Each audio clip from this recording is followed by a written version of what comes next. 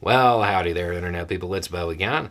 So, today we are going to talk about some news for the average person.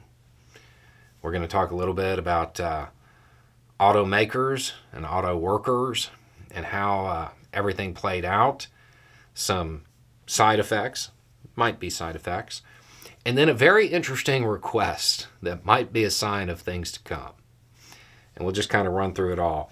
If you missed the news, the big three automakers, well, they've been in a little, let's just say a dispute with the United Auto Workers.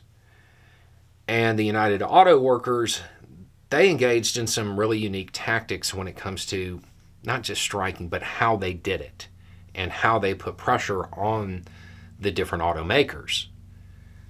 It didn't take long, really, but all of the big three automakers have come around to the union's way of thinking. They won. UAW won. There's no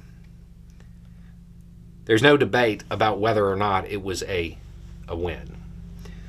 One of the things that we talk about on this channel pretty often is how unions and labor organizing in general, when it happens, it doesn't just help that union. It doesn't just help those people who went on strike. It doesn't just help those people at that location, because those activities, they kind of set the standard for what is considered good. And other companies, sometimes they go on the initiative and they try to align their pay structure or their benefit structure with those places, with unions, because they want to avoid them. So it helps everybody. In what I am sure is totally unrelated news, it appears that Toyota has reevaluated the way they will be paying their employees. I'm sure that has nothing to do with what the UAW just did. That's just a coincidence, I'm sure. I don't think that would be a side effect. Now let's get to the interesting thing. And I'm just going to read this. This is from the person who's kind of been the mastermind behind what the UAW has been doing. We invite unions around the country to align their contract expiration dates with our own.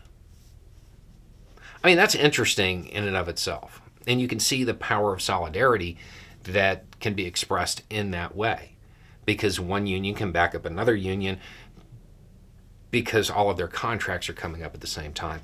It becomes even more interesting when you find out that they renegotiated when their contract was going to end before making this invitation to other unions.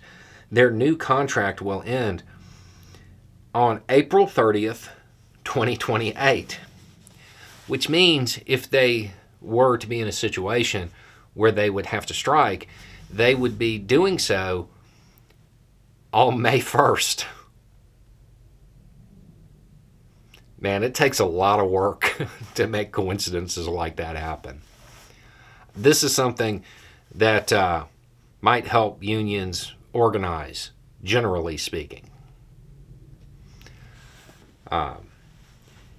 With all of them expiring at the same time, particularly around that date, it puts a lot more power into the hands of organized labor. That's a smart move, and it's a big one. Anyway, it's just a thought. Y'all have a good day.